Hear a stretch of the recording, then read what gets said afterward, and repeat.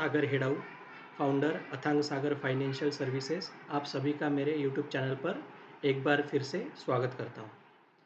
दोस्तों, जैसा कि मैंने बताया था आपको कि मैं एक वीडियो सब आपके लिए बनाने वाला हूँ, और उसका रीज़न ये था कि मेरे एग्जिस्टिंग क्लाइंट्स और जो भी लोग मेरे कॉन्टैक्ट्स में हैं जो कि ट्रेडिंग करते हैं या रिटेल इन्वेस्टर है, तो उनके बहुत सारी क्वेरीज और सवाल मुझसे उन्होंने पूछे रिगार्डिंग के सर, अभी ये वॉर का टेंशन चल रहा है तो हमारा जो इन्वेस्टेड फंड है, अमाउंट है, वो भी स्टकअप हो गया है। जो 10 से 15% से लेकर 20% तक अभी उसका वैल्यूएशन डाउन हुआ है। तो इस कंडीशन में हम क्या करें? उनके सवाल थे कि हम अभी इसमें एडिशनल फंड इन्फ्यूज़ करें, एडिशनल अभी और इसमें इन्वेस्टमेंट करें इस लो रेट पर, या अभी थोड़ा वेट करें।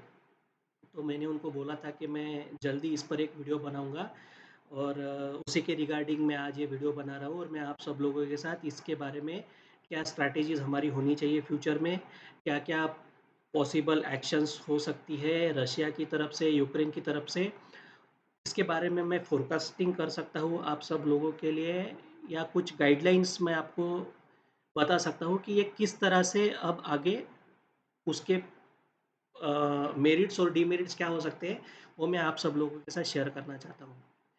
लेकिन दोस्तों, इसके पहले मैं आपसे कुछ चीज़ें शेयर करना चाहता हूँ कि अ, रशिया ने यूक्रेन पर अटैक क्यों किया, ठीक है?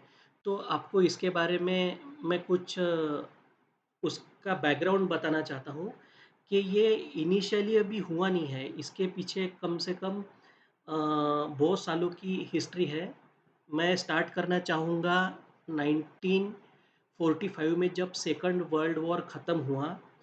तो उस वक्त यूरोपियन कंट्रीज़ में मोस्ट प्रोमिनेंटली वो वॉर हुआ था। तो उस वजह से यूरोपियन कंट्रीज़ और रशिया, इन इन मतलब एशिया कॉन्टिनेंट और यूरोपियन कॉन्टिनेंट में मेजरली ये हुआ था। तो उस वजह से दोनों कॉन्टिनेंट्स में बहुत ज़्यादा तबाही हुई थी। तो इन सारी चीज़ों का फ़ायदा उठाकर अमेरिका ने एक चाल चली, और उन्होंने 1949 में नाटो नाम से एक ऑर्गेनाइजेशन शुरू की। तो उसके प्राइमरी जो मेंबर्स थे वो थे अमेरिका और यूनाइटेड किंगडम, ठीक है?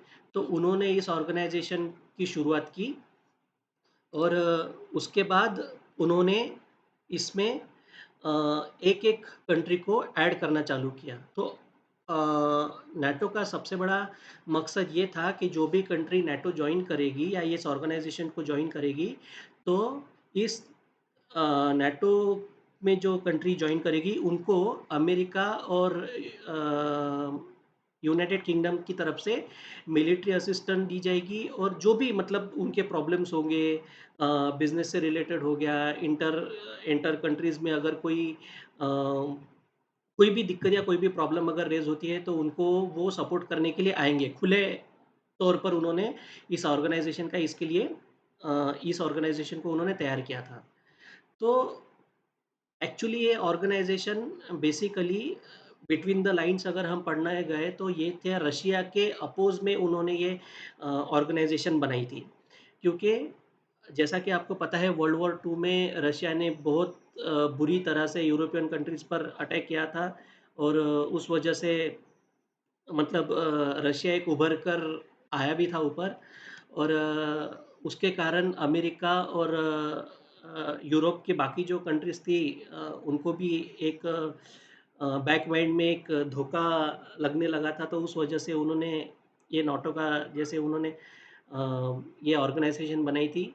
उसके बाद जब 1955 में वार्सलॉ, जो कि पोलैंड की जो कैपिटल है, 1995 में जर्मनी का जो वेस्टर्न रीजन है, तो उन्होंने भी इस नाटो में मतलब मेंबर हुए वो, ठीक है? तो जर्मनी एक बहुत बड़ा यूरोप का कंट्री है, और उन्होंने भी नाटो जॉइन कर लेना मतलब एक बहुत बड़ा सेटबैक था अ, यूरोप के लिए भी। तो बाद में थोड़े-थोड़े और कंट्रीज़ इस नाटो में जॉइन होने लगे। लेकिन सबसे बड़ा सेटबैक तब लगा जब अ सोवियत यूनियन, जो कि मतलब आज का जो रशिया है, उन उसका जब डिवाइडेशन हुआ था, जब उसके टुकड़े हुए थे 1991 में, तो सोवियत यूनियन मतलब आज का जो रशिया है, उसके जितने भी टुकड़े हुए थे, तो उसमें से जो छोटे-छोटे जो कंट्रीज़ थी, तो उन्होंने कुछ टाइम ड्यूरेशन के बाद वन बाय वन उन्होंने नाटो को जॉइन करना चालू किया। तो क्या हुआ कि रशिया के जो टुकड़े पड़े थे, उन्होंने नाटो जॉइन करना चालू कर दिया था। उस वजह से अमेरिका और यूनाइटेड किंगडम का जो दबदबा था, वो रशिया की तरफ मतलब वेस्टर्न रीजन में बढ़ते चला गया। आप समझ रहे हैं चीज़ को? तो उस वजह से रशिया को बैक रशिया को उसका इनसिक्योरिटी फ़ील होने लगा। और आपको और एक बात बताना चाहूँ तो रशिया के बॉर्डर पर अभी जो बेलारूस और जॉर्जिया, ये जो बड़ी 2 कंट्रीज़ हैं, तो जॉर्जिया ने भी 2014 में नाटो जॉइन करने के लिए अप्लाई किया था, लेकिन उस वक़्त रशिया ने उस पर अटैक करके अभी जॉर्जिया ने उस वक़्त उनका जो प्रपोज़ल था नाटो में जॉइन करने का, तो वो उन्होंने विथड्रॉ कर लिया था। और बेलारूस जो है, नाटो की जो ताकत बढ़ रही है या ये ऑर्गेनाइज़ेशन जिसके लिए बनी है, इसका धोखा बेलारूस को भी है। तो इसी के लिए आपको पता है, इस वॉर ने बेलारूस को भी रशिया को सपोर्ट किया है और रशिया ने बेलारूस से ही बहुत सारी मिसाइल्स यूक्रेन पर दागी है। ठीक है? तो ये जो अमेरिका और यूनाइटेड किंगडम का जो दबदबा जो रशिया के साइड में बढ़ रहा था, तो ये थोड़े-थोड़े टाइम से रशिया को बहुत इसका इनसिक्योरिटी फ़ील हो रहा था, तो इसके लिए रशिया ने अभी अ, ये अटैक यूक्रेन पर किया है।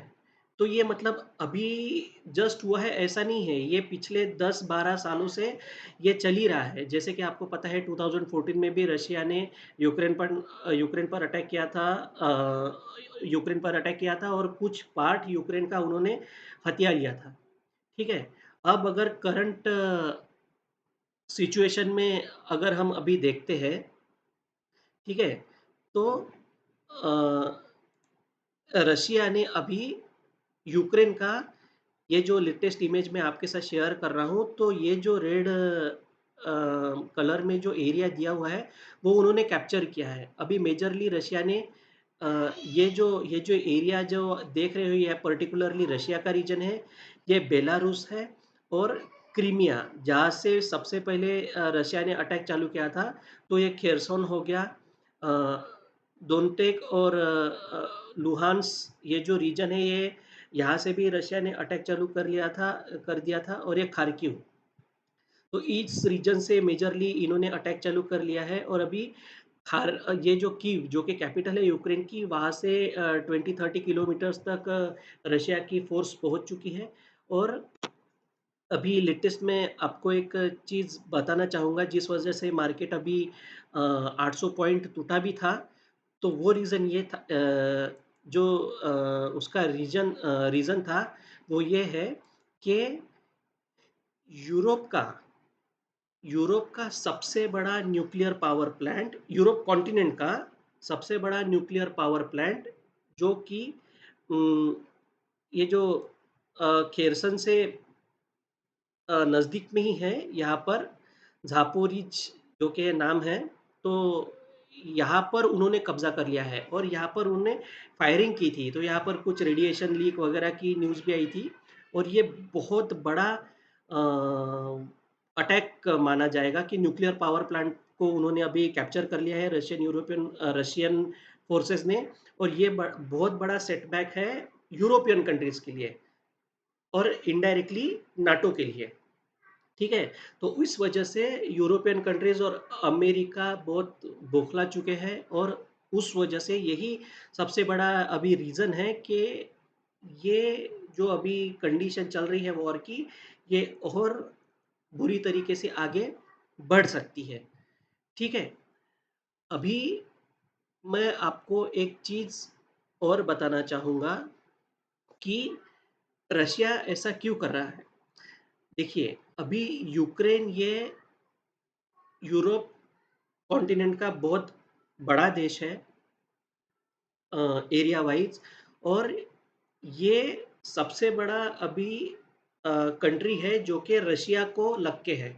और अगर यूक्रेन अगर नाटो में अगर शामिल हो जाता है, तो डायरेक्टली नाटो की जो रीच है या यूरोपियन कंट्रीज और अमेरिका की जो रीच है, वो रशिया के बॉर्डर तक आ जाएगी। मतलब अगर यूक्रेन अगर नाटो में अगर शामिल हो जाता है, तो यूक्रेन और रशिया की जो बॉर्डर है, तो वहाँ पर नाटो की जो कंट्रीज है, इन्वॉल्व कंट्रीज, वो अपने मिलिट्री फोर्सेस वहाँ पर भेज सकेगी। तो अल्टीमेटली क्या हो जाएगा कि रशिया की जो बॉर्डर है, वो नाटो की जो ऑर्गेनाइजेशन है वो, तो उसकी मिलिट्री जो है वो वहाँ पर एस्टेब्लिश कर सकते हैं। तो इसका जो डेंजर रहेगा वो रशिया के लिए क्रिएट हो सकता है। तो इसके लिए ये सारी चीज़ें उभर कर आई है और रशिया ने यूक्रेन पर अटैक किया है। दोस्तों, अगर सिंपल तरीके से अगर मैं आपको समझाना चाहूँ, तो मैं इंडिया का एग्ज़ाम्पल लेकर मैं आपको ये समझाना चाहूँगा, जो कि ये मेरा खुद का कांसेप्ट है। तो आप देखिए, जैसे मान के चलो इंडिया में कश्मीर एक स्टेट है, ठीक है? तो कश्मीर को मान लीजिए आप यूक्रेन, ठीक है? इंडिया हो गया, तो इंडिया की जगह पे है रशिया, कश्मीर की जगह पर है यूक्रेन, और पाकिस्तान की जगह पर है यूरोप, और अमेरिका की जगह है चाइना। आप ये एग्जांपल समझिए। जैसे कश्मीर में कुछ लोग हैं जो पाकिस्तान ज्वाइन करना चाहते हैं, लेकिन इंडिया ऐसा होने नहीं देगा। जैसा कि रशिया नहीं होने दे रहा है, वैसा इंडिया नहीं होने देगा। क्यों होने देगा? क्योंकि अगर कश्मीर के अगर कुछ अगर मिलिटेंट हो गए, या वहाँ के जो एंटी इंडियन जो लोग हैं जो पाकिस्तान ज्वाइन करना चाहते हैं, अगर वो कर लेते हैं और उतना पार्ट अगर कश्मीर का अगर पाकिस्तान को अगर फेवर करता है, तो ये चीज़ इंडिया के लिए ठीक नहीं है। मतलब इसमें मेरा अगर आप पॉइंट ऑफ व्यू अगर लोगे, तो रशिया ने जो किया है वो ठीक ही किया है एक तरीके से। और आप इस वॉर में एक चीज़ देख रहे होंगे कि यूक्रेन ने मदद मांगी नाटो कंट्रीज से, लेकिन उन्होंने सिर्फ मुंह ज़बानी उनको हेल्प करने की कोशिश की, लेकिन फील्ड पर कोई उनकी मदद करने के लिए आ नहीं रहा है। वो बोल रहे हैं कि हम ये लिमिटेशंस लगाएंगे, हम ये लिमिटेशन सैंक्शन कर रहे हैं, वो सब ठीक है, लेकिन फील्ड पर कोई भी नहीं उतर रहा है। और अगर कोई उतरेगा, तो रशिया उन पर अटैक करेगा, ये डेफिनेटली है।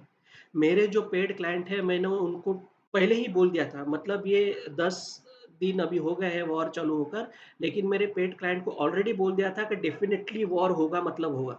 क्योंकि अभी रशिया के नाक के ऊपर पानी चला गया है, तो वो अभी नहीं सुनेगा।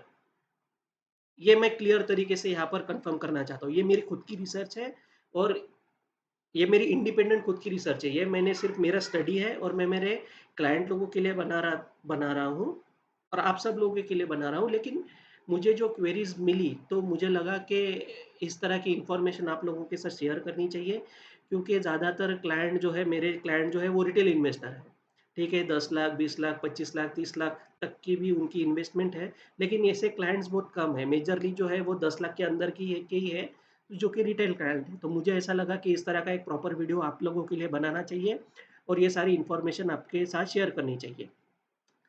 दूसरी चीज़ और मैं ये शेयर करना चाहता हूँ कि उनका जो ये सवाल है कि अभी जो उनके पास फंड बचा हुआ है, या जो वो फंड अभी कुछ इन्वेस्ट करना चाहते हैं, तो मेरा उनसे ये कहना है, फिलहाल आप रुक जाइए। क्योंकि अभी निगोशिएशंस चलते रहेगी, दोनों तरफ से मीटिंग्स होती रहेगी। लेकिन मैं आपको एक बात बताना चाहता हूँ कि जब तक डायरेक्टली रशिया के डिसीजन मेकर्स और यूक्रेन के डिसीजन मेकर जब तक इसमें डायरेक्टली इन्वॉल्व नहीं होते ऑन द टेबल, तब तक इसका रिजल्ट निकलने वाला नहीं है। और अगर यूक्रेन अगर डिक्लेयर कर या एक्सेप्ट कर लेता है कि वो नाटो ज्वाइन नहीं करेगा, तो ही ये वॉर खत्म हो सकता है। अगर वो अपनी चीज़ों पे अगर अड़ा रहा कि उसे नाटो ज्वाइन करना है, क्योंकि आप एक बात समझ लीजिए, ना ही इसमें रशिया का फ़ायदा है, ना ही इसमें यूक्रेन का फ़ायदा है, किसी का फ़ायदा नहीं है। फ़ायदा सिर्फ है नाटो का, और मोस्ट प्रोबेबली अमेरिका का, और यूनाइटेड किंगडम का। क्योंकि इन दोनों में ही बहुत बड़ी चूल है, यूक्रेन को सपोर्ट कर रहे हैं और रशिया के अगेंस्ट में उनको भड़का रहे हैं। जैसा कि हमारे केस में कश्मीर के लोगों को पाकिस्तान उँगली करता है और चाइना उसको सपोर्ट करता है। तो मेरे हिसाब से ये एग्ज़ाम्पल आपको समझने में थोड़ी आसानी होगी और इसी तरह का ये वीडियो मैं यहाँ पर आप सब लोगों के लिए बनाया हूँ और आप सब लोगों के साथ शेयर करना चाहता हूँ। और इतना कहकर मैं ये वीडियो ख़त्म करना चाहूँगा। अगर आपको ये वीडियो सच में अगर अच्छा लगा हो, तो आप हमारे चैनल को लाइक कीजिए, इस वीडियो के रिगार्डिंग आप कमेंट कीजिए और हमें एनकरेज कीजिए कि हम इस तरह के अगर कुछ टॉपिक्स आते हैं या कुछ भी इन्वेस्टमेंट के लिए कुछ बढ़िया आइडियाज़ अगर आ जाती है या कुछ रेज़ होती है, कुछ इन्वेस्टमेंट स्टॉक्स के बारे में, तो हम आपके लिए और अच्छे तरीके से वीडियो बनाकर आप लोगों के साथ शेयर करेंगे। इतना कहकर मैं अपना ये वीडियो समाप्त करता हूँ। धन्यवाद।